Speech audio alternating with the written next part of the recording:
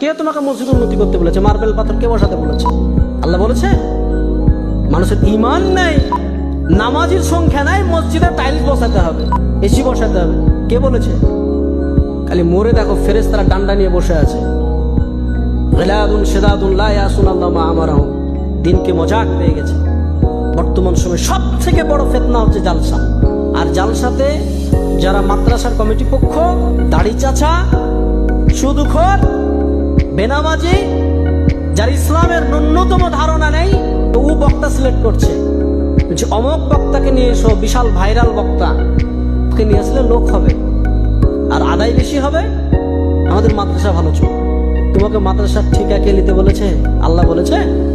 আজকে মাদ্রাসাগুলোকে ভিক্ষার জায়গা।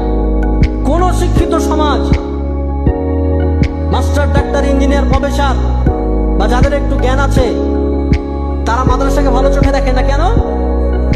আরে এই বেটাকে যদি এখানে ভর্তি করে, দুদিন পর চাইতে যাবে। বেটা তুমি ভিক্ষা চাওয়া শিখাও।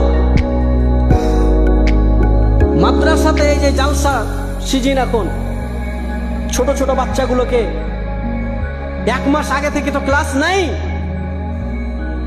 বাড়ি বাড়ি চাল চাইতে পাঠাচ্ছে, যাও জালসা হবে, খানা হবে। তাই ছোট ছোট বাচ্চাদেরকে যাও বাড়ি বাড়ি চাল চেয়ে নিয়ে এসো।